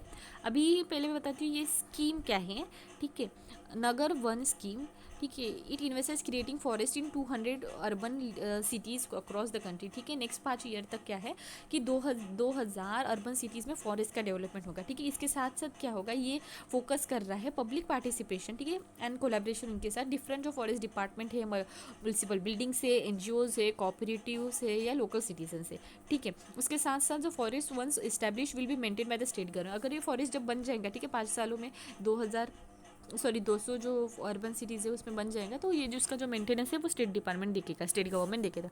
उसके बाद क्या है, अर्बन फॉरेस्ट्री अगर इंडिया का कुछ स्टैटस देखा जाए तो existing availability of a per capital open space varies from 0.81 kilometre in Chennai to 274 square kilometre in greater Noida, ठीक है। अगर स्पेस की जगह देखा जाए, ठीक है, अगर फॉरेस्ट बनाना है तो स्पेस तो लगेंगी, तो इसमें जो है काफ़ी वेरिएशन है, ठीक है। अगर चेन्नई में इतना स्क्वायर किलोमीटर है तो ग्रेटर नोएडा में इतना, ठीक है। अभी नेक्स्ट क्या है, most of the Indian cities are far behind per capital forestry availability in comparison to the European India. अगर इंडियन सिटीज़ का देखा जाए तो बहुत दूर है, ठीक है, फार बिहाइंड पर कैपिटल जो होती है फॉरेस्ट का, मतलब पर पर्सन कितना कैपेसिटी ऐसा रहता है ना, पर capacity of per capita of a particular thing, ठीक है। तो पर कैपिटा फॉरेस्ट के लिए क्या है कि देखा जाए तो वो काफ़ी कंपेयर किया जाए तो वो it is far behind to the European and US cities का, ठीक है, 20 to 40% of a total geographical area. Chandigarh के पास, चंडीगढ़ जो है, ठीक है, has more than 35% of a geographical area under the forest. 35% जो है जोग्राफिकल एरिया जो है अंडर द फॉरेस्ट में है, फॉरेस्ट कवर में है, ठीक है, ग्रीनेस्ट सिटी भी बोला जाता है।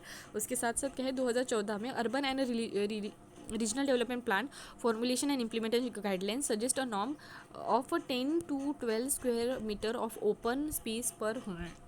तो इतना स्क्वायर मीटर का जो स्पेस होना चाहिए ऐसा नॉर्म में लिखा था 2014 के, ठीक है। अभी अर्बन फॉरेस्ट्री के बारे में देखते हैं। It is integrated city wide approach to planting care and management of a tree forest and natural system in the cities to secure multiple environment and social benefit in the urban dwellers, ठीक है। जो urban dwellers है तो उनको कुछ social and environmental benefit मिलने के लिए जो प्लांटिंग है, ठीक है, प्लान किया जाता है, management of a tree forest and natural resources system, ठीक है, ये इंक्लूड होता है अर्बन फॉरेस्ट्री में, ठीक है। In it concentrate on all three dominant as well as a other green tree dominant as well as other green resources, ठीक है। ये इसमें जो है अर्बन फॉरेस्ट में ट्री के साथ बाकी जो ग्रीन रिसोर्सेज हैं, ठीक है, उसको भी इंक्लूड किया जाता है, जैसे कि अर्बन एरियाज में जो पार्क होते हैं, पब्लिक हो, प्राइवेट पार्क्स हो, ठीक है, अर्बन पार्क गार्डन्स, ठीक है, प्लांटेशन, बायोनेटिकल बॉटनिकल गार्डन्स हो, ठीक है, इन सबको भी इंक्लूड किया जाता है। इंपॉर्टेंस ऑफ अर्बन फॉरेस्ट्री क्या है, ये पहला इंपॉर्टेंस है, सबसे इंपॉर्टेंट कि इन्वायरमेंट बेनिफिट, ठीक है। अगर आप अर्बन एरियाज में, जैसे हम जानते हैं कि टेम्परेचर बहुत ज़्यादा होता है, पोल्यूशन भी ज़्यादा होता है, ठीक है, इंडस्ट्रीज के वजह से होने की वजह से, और कहीं ना कहीं जो है जो ग्राउंड वाटर है वो भी उसकी जो लेवल होती है वो कम होती है। अगर आप प्लांट करोगे ट्री तो वो कहीं ना कहीं इन सब फैक्टर्स को ना डिक्रीज़ करने में यूज़ होगा, जैसे ग्राउंड वाटर को इंक्रीज़ करने में यूज़ होगा, पर जो एयर पोल्यूटेंट है वो उसको डिक्रीज़ करने का यूज़ होगा, क्योंकि प्लांट जो है, ठीक है, ऑक्सीजन ज़्यादा देंगे, ठीक है, तो carbon it will act as a carbon sink, ठीक है। And next is social and physio psychological benefit. अभी सोशल एंड साइकोलॉजिकल बेनिफिट देखा जाता है तो urban trees enhance the beauty and environmental question of a cities, ठीक है। तो कहीं ना कहीं एक ब्यूटीफुल एंड इन्वायरमेंटल जो फैक्टर दिखेगा सिटी का, ठीक है, अगर आप अर्बन ट्रीज ज़्यादा इन्हांस करोगे, ठीक है। अगर रेसिडेंशियल स्ट्रीट हो गया एंड कम्युनिटी पार्क्स, ठीक है, ये कहीं ना कहीं एक जो एथेनिसिक क्वालिटी है, ठीक है, वो दिखाएंगी। उसके साथ साथ जो है एक जो प्रॉपर जो अर्बन ग्रीन स्पेस होगा उसका डेवलपमेंट होगा तो कहीं ना कहीं, ठीक है, सोशली और साइकोलॉजिकली पीपल्स को बहुत ज़्यादा बेनिफिट होगा, ठीक है। कल्चरल एक्टिविटीज़ को या पॉलिटिकल गैदरिंग या थिएटर परफॉर्मेंस, इन सब के लिए भी स्पेस मिलेंगी, ठीक है। तो कहीं ना कहीं जो है सबको बहुत ज़्यादा बेनिफिट होगा ये जो है, ठीक है। ये कहीं ना कहीं जो हेल्थ के लिए, ठीक है, अगर हेल्थ के बेसिस में भी बहुत ज़्यादा हेल्प होगा, ये कहीं ना कहीं अपनी जो स्ट्रेस होती है, ठीक है, वो रिड्यूस करने के भी हेल्प होगा, ठीक है। और इकोनॉमिक बेनिफिट देखा जाए तो landscape with tree can increase the property value and commercial benefit, ठीक है। तो जो भी लैंडस्केप जहाँ पे ट्रीज है तो वो कहीं ना कहीं जो प्रॉपर्टी की वैल्यू है और कमर्शियल बेनिफिट भी इंक्रीज कर जाती है, ठीक है।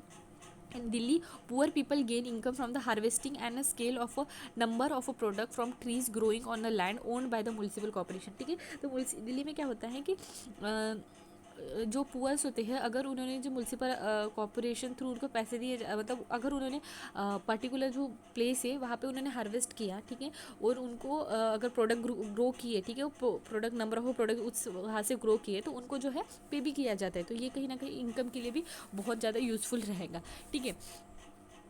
एंड एनर्जी रिडक्शन, एनर्जी का जो जैसे एयर कंडीशन की डिमांड जो है बहुत ज़्यादा बढ़ रही है तो वो भी डिक्रीज़ हो जाएंगी, और जो नेचुरल जो एयर मिलेंगी, ठीक है, पीपल्स को सेवरल म्यूनसिपल एक्सपेंडिचर जो लगता है, storage of water management infrastructure हो या ओजोन रिलेटेड जो भी अस्थमा रिलेटेड प्रॉब्लम है, जो भी जो problem quality air quality poor air quality से होते हैं, ठीक है, वो फेस करने के लिए, उसको हैंडल करने के लिए जो भी एक्स्ट्रा एक्सपेंडिचर लगता था वो भी रिड्यूस हो जाएगा, ठीक है। तो ये इकोनॉमिक बेनिफिट भी है।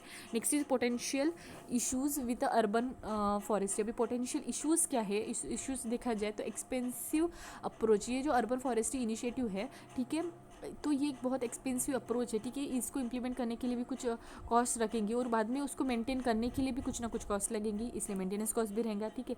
तो नेक्स्ट इज स्ट्रक्चरल डैमेज, ठीक है, अगर आप कुछ प्लांट कर रहे हो, ठीक है, तो कहीं ना कहीं, ठीक है, अगर उनकी जो रूट से अगर बिल्डिंग्स में चले गए तो वो कहीं ना कहीं स्ट्रक्चरल डैमेज भी कॉज करते हैं, तो इसको भी कंसिडर करके जो अर्बन फॉरेस्ट्री का जो पॉलिसी है उसको इम्प्लीमेंट करना चाहिए। Next is a threat to the human safety. Threat to the human safety क्या है, पुअरली प्लांटेड और inappropriate tree species can serve as a hazard to the urban inhabitant, ठीक है। अगर पुअरली प्लांटेड हुआ या कोई भी ट्री स्पीशीज़ जो इनअप्रोप्रिएट है अगर वो प्लांट हुई तो कहीं ना कहीं जो है अर्बन इनहेबिटेंट को भी प्रॉब्लम होंगी। Next is a constraint in India. अभी कंस्ट्रेंट इन इंडिया देखा जाए तो सबसे पहला हमने देखा कि स्पेस नहीं है अर्बन एरियाज़ में। Second is unequal spatial distribution of green space, ठीक है, ग्रीन स्पेस में भी देखा जाए जैसे several areas of a series है एब्सोल्यूट नो पार्क, ठीक है, no park while majority of total green space are concentrated in some selected और वार्ड एरिया, ठीक है। जो स्पेशल डिस्ट्रीब्यूशन होता है, ठीक है, ग्रीन स्पेस का, वो कहीं कहीं तो पार्क्स ही नहीं है और कहीं कहीं है तो पर्टिकुलर स्पेसिफिक स्पेस में, तो प्रॉपर डिस्ट्रीब्यूशन भी है। अदर फैक्टर्स देखा जाए जैसे फंडिंग हो गया, ठीक है, अदर रिसोर्स मैनेजमेंट प्रोग्राम हो गए, तो इन सारे भी जो है एक कंस्टेंट है इंडिया के केस में। अभी वे फॉरवर्ड देखा जाए तो ये जो इनिशिएटिव है सच एज एंगेजमेंट इनिशिएटिव में क्या डिफरेंट जो सोसाइटीज़ है, ठीक है, उनको इंक्लूड तो कर ही रहे हैं, ठीक है, तो उसका जो है प्रॉपर कोऑर्डिनेशन भी मेंटेन रखना चाहिए। एंगेजमेंट ऑफ NGOs है, civil societies, media and cooperative groups is necessary and, ठीक है। नेक्स्ट इज़ जो भी स्पीशीज़ आप जो भी लगा रहे हो, ठीक है, जो भी आप अर्बन फॉरेस्ट्री कर रहे हो, उसमें प्रॉपर कंसीडर क्लाइमेट और सॉइल टाइप ऑफ टोपोग्राफी को, जो फीचर्स है उसको कंसीडर करके ग्रो करना चाहिए। Need of a plant trees that provide multiple benefit to the individual and society, ठीक है, जो भी आप प्लांट ग्रो कर रहे हो तो वो ना ऐसे ग्रो करो कि जो मल्टीपल बेनिफिट मिलना चाहिए सोसाइटी और पर्टिकुलर इंडिविजुअल्स को, ठीक है। शेड्स प्रोवाइड करनी चाहिए या फ्रूट या फ्लावर्स प्रोवाइड करें, ठीक है, या ग्राउंड वाटर रिचार्ज को इंक्रीज करने के लिए जैसे प्लांट्स ज़्यादा यूज़ होते हैं वो प्लांट्स को आप ग्रो करना चाहिए, ठीक है। Next is a river side beautification, ठीक है, प्लांट्स भी एक प्रॉपर प्लेसेस में अगर वो ग्रो हो गए तो कहीं ना कहीं एक प्रॉपर रिवर साइड ब्यूटिफिकेशन, ठीक है, अगर रिवर की साइड में हुए तो वो प्रॉपर एक ब्यूटी एस्थेटिक व्यू दिखाएंगे, ठीक है। तो नेक्स्ट इज़ क्या है, plant for urban forestry should be integrated with overall plan in the urban area, ठीक है, जो ओवरऑल प्लान है अर्बन एरिया रिलेटेड, ठीक है, उसके डेवलपमेंट रिलेटेड उसके साथ जो है जो प्लान है अर्बन फॉरेस्ट्री का उसको इंटीग्रेट करना चाहिए। Next is sea level rise. अभी सी लेवल राइज में क्या है, न्यूज़ में क्या था, recently scientist report general noted that sea level rise is a well expected consequence of a climate change. तो क्लाइमेट चेंज की वजह से सी लेवल राइज एक बहुत ज़्यादा बढ़ते हुए दिखाई दे रहा है। तो अभी क्या है कि फाइंडिंग ऐसी फाइंड हुई है, ठीक है, एक साइंटिस्ट की जो रिपोर्ट आई उसमें, तो उसमें बताया है कि सी लेवल राइज जो है वो इंक्रीज़ हुआ है 180 to 200 मिनिमम mm सिंस 1900, ठीक है। इतनी इस साल से ना इतना जो इंक्रीमेंट हुआ है 180 to 200 तक, 0.5 to 0.7% of a world land area is in risk, ठीक है। तो कोस्टल फ्लडिंग के वजह से ना तो इतना जो एरिया है 0.5 to 0.7 वर्ल्ड का, वो कोस्टल फ्लडिंग की वजह से एक रिस्क एरिया में माना जाता है, ठीक है।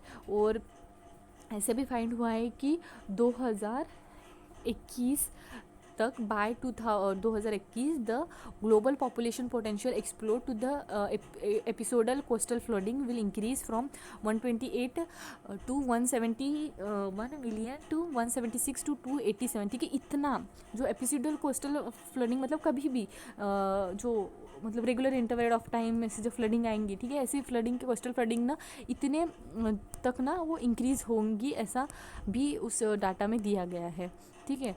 और क्या बताया गया है, the value of a global asset expose to the climate changes, ठीक है, जो ठीक है अभी कुछ ना कुछ प्रॉपर्टी डैमेज भी होगा, जो एसेट डैमेज होगा तो उससे भी जो है वो भी प्रोजेक्ट की है वैल्यू कि वो इतना जो मिलियन टन तक हमें जो GDP में है उसमें वेरिएशन दिखेगा, ठीक है, इसके वजह से जो सी लेवल के राइज की वजह से। अगर regional and global sea level rise के बारे में अगर बताना चाहूँगी तो जो सी लेवल राइज है is an increase in a level of a world ocean due to the effect of a global warming and other factor. तो ग्लोबल वार्मिंग और बाकी जो अदर फैक्टर की वजह से जो ओशियन का जो वाटर है कि उसके लेवल में राइज होना, ठीक है, वो जो है उसको हम सी लेवल राइज बोलते हैं। Global sea level trend and regional sea level trends are differently measure, ठीक है। ग्लोबल सी लेवल जो ट्रेंड्स है और जो रीजनल सी लेवल का ट्रेंड्स है उसको डिफरेंटली मेजर किया जाता है, ठीक है। जो टाइडल स्टेशन होते हैं, टाइड स्टेशन होते हैं, ठीक है, are around the globe provide a local and regional sea level changes. जो टाइडल स्टेशन होते हैं वो बोथ प्रोवाइड करते हैं regional and sea level changes, ठीक है। एंड सैटेलाइट मेजरमेंट है, ठीक है, वो जो एक प्रोवाइड मतलब उनकी एक एवरेज हाइट होती है वो क्या प्रोवाइड करता है, एंटायर जो ग्लोबल सी लेवल चेंज है उसके बारे में वो इन्फॉर्मेशन देती है, ठीक है। टाइडल स्टेशन जो रीजनल सी लेवल चेंजेस बताते हैं और जो सैटेलाइट मेजरमेंट है वो ग्लोबल सी लेवल चेंजेस बताते हैं। Next is sea level rise at a specific location में बी मोर और less than the global average, ठीक है। तो सी लेवल राइज जो है ग्लोबल एवरेज से कुछ डिफर कर सकता है, ठीक है, लेस तो भी रह सकता है और कम ज़्यादा भी रह सकता है, ठीक है, क्योंकि डिफरेंट फैक्टर अफेक्ट करते हैं उसको। Next is cause of sea level rise. अभी डिफरेंट कॉजेज क्या है सी लेवल राइज के। सबसे पहले है थर्मल एक्सपांशन, ठीक है, वाटर हीट होता है जिसकी वजह से वो एक्सपांड हो जाता है, ठीक है। Although half of the sea level rise over last 25 year is attributed to the warming ocean. Warming ocean, ठीक है, वार्म होना ओशन का एक 25 2000 मतलब 25 ईयर में ऐसा देखा गया है, ठीक है। 25 ईयर और पास्ट ईयर में जो अगर उसका स्टडी किया जाए तो देखा गया है कि half of a sea level rise जो हुआ है वो वाटर वार्मिंग से हुआ है। Next is a melting of a glacier, ठीक है। टेम्परेचर इंक्रीज होने की वजह से ग्लेशियर्स जो है वो मेल्ट होते हैं, और ग्लेशियर मेल्ट होने की वजह से ऑब्वियसली जो सी लेवल का लेवल है, सी लेवल वो राइज होगा, ठीक है। और next is a loss of a Greenland and Antarctica ice sheet, ठीक है। ग्रीनलैंड का लॉस होना, ठीक है। उसके साथ साथ क्योंकि ग्रीनलैंड जितना हो, ग्रीनलैंड जो है और अंटार्कटिका का रीज़न है जहाँ पे आइस जो है, ठीक है, आइस शीट ज़्यादा मिलते हैं, तो उनका भी जो है लॉस होने की वजह से, ठीक है, उनमें भी हम जानते हैं रिसेंटली कुछ न्यूज़ में भी था कि अंटार्कटिका का जो आइस ग्लेशियर्स है वो मेल्ट हो रहे हैं, ठीक है। तो ये सब ना कहीं जो है सी लेवल के राइज में कंट्रीब्यूट करते हैं। Next is change in the net storage of a terrestrial fresh water. तो काफ़ी सारा वाटर का यूज़, ठीक है। चेंजेस इन द रेनफॉल हो गया, ठीक है। क्लाइमेट चेंजेस की वजह से ग्राउंड वाटर का जो है वो भी चेंज हो जाता है लेवल, एंड रेनफॉल चेंजेस, इन सारे फैक्टर्स में कहीं ना कहीं जो टेरेस्ट्रियल फ्रेश वाटर जो है उसके स्टोरेज में कमतरता आती है। उनके चेंजेस की वजह से कहीं ना कहीं जो है सी लेवल राइज को भी कॉन्ट्रीब्यूट करते हैं। लोकल फैक्टर्स, ठीक है, स्टॉर्म हो गया, अर्थक्वेक हो गया, लैंडस्लाइड हो गया, एल नीनो, ठीक है, इन सारे जो फैक्टर्स है वो भी कॉन्ट्रीब्यूट करते हैं।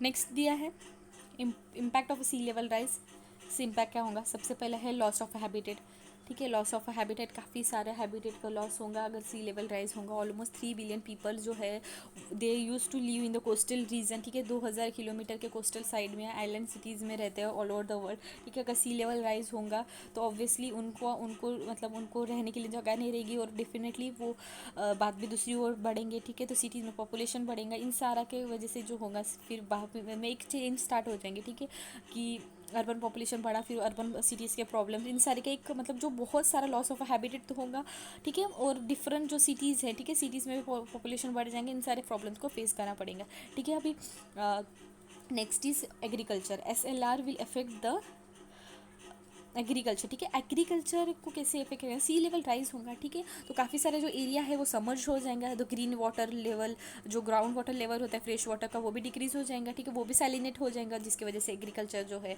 या हमारी फूड सिक्योरिटी है उसको अफेक्ट होगा। नेक्स्ट इज जो कोस्टल फिशरी एंड एक्वाकल्चर, ठीक है। अगर आप हमारा जो सी लेवल राइज है वो कहीं ना कहीं नेगेटिव इम्पैक्ट भी कॉज करेगा जो फिशरी है, एक्वाकल्चर है, ठीक है, उनको। नेक्स्ट क्या है?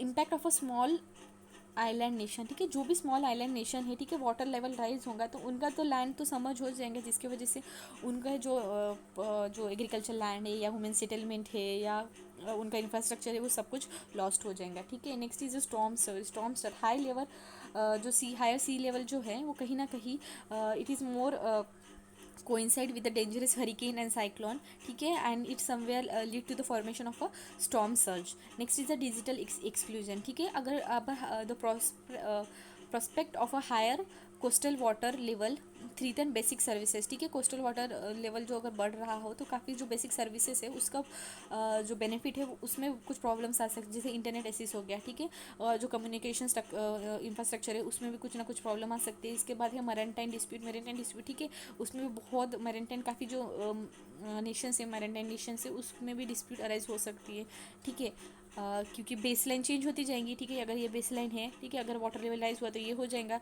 तो ऐसे भी होगा, तो इसकी वजह से एक मैरीटाइम जो डिस्प्यूट है वो भी अराइज हो जाएगा, ठीक है।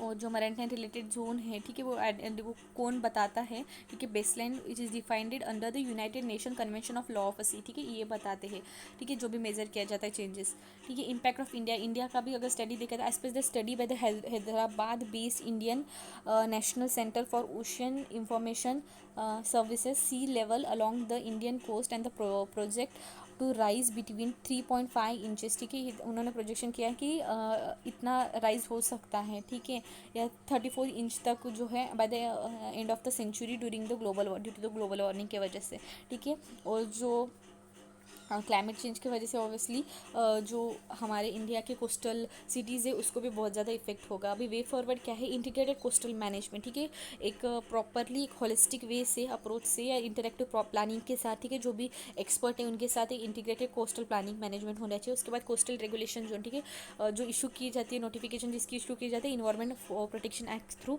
वो भी जो इंटीग्रेटेड प्लानिंग के लिए हेल्प हो जाएंगे. कम्युनिटी ओनरशिप, ठीक है, पॉलिसी मेकर्स जो है उनको जो स्टेक होल्डर्स है उसको प्रॉपर डिसीजन मेकिंग में हेल्प करना, मतलब उनको उनका हेल्प लेना चाहिए. उसके साथ साथ एक कम्युनिटी बेसिस पे, ठीक है, प्रॉपरली जो हम जो कर सकते हैं उसको प्रॉपरली हमको करना चाहिए. ठीक है, barrier to the urban area. ठीक है, Rotterdam has afford a modern to other cities seeking to come back flooding and land losses. ठीक है, तो लैंड लॉसेस और जो फ्लडिंग है उसको कॉम्बैक करने के लिए हम रोस्टर डैम का एक मॉडल हम ले सकते हैं. ठीक है, Rotterdam was build as a barrier. ठीक है, एज अ बैरियर करके उनको बिल्ड कर दिया गया. ठीक है, ऐसे टाइप का अगर डैम का कंस्ट्रक्शन हुआ तो वो जो कोस्टल सिटीज़ है उसको प्रोटेक्ट कर सकते हैं.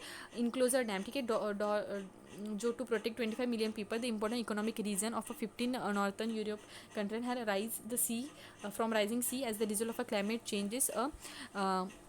Macmoth Northern European Enclosure Dam need enclosing all the North Sea is being plan. ठीक है, ऐसा उन्होंने प्लान किया है. तो इस टाइप का जो प्रोजेक्ट है, ठीक है, इंक्लोजर डैम टाइप, तो हमें भी लाना चाहिए.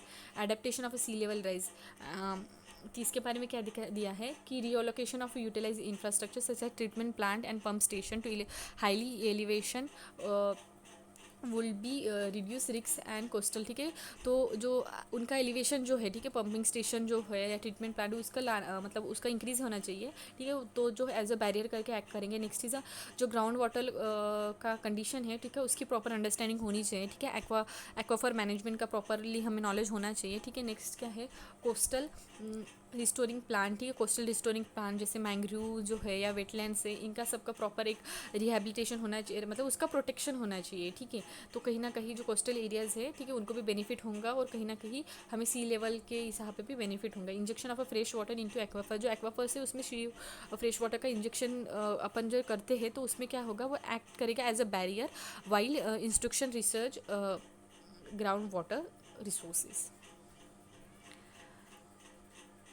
ठीक है,